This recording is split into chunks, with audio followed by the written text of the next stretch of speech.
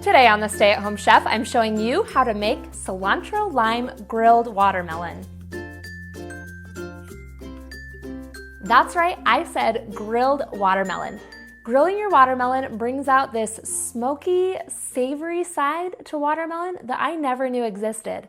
This is a vegetable after all, which means some say it's a fruit and some say it's a vegetable. So botanists say it's a fruit because it's the ovary of a plant, and the USDA has deemed it a vegetable because of the way it's cultivated.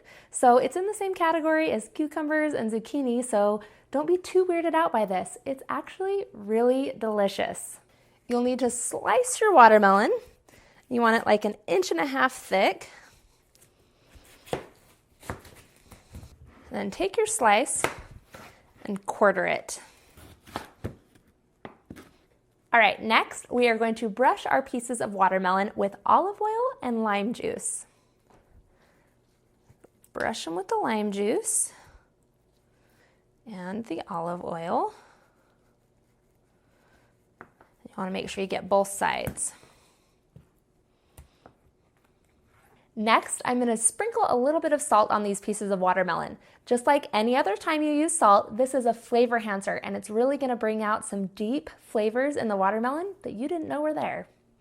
You need just a little bit of salt.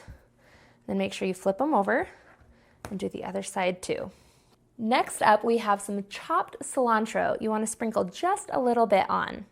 We'll brush more lime juice and sprinkle on more cilantro after it's done grilling. Once again, make sure you do both sides. Grill these for 3 to 5 minutes per side. You want nice grill marks to form.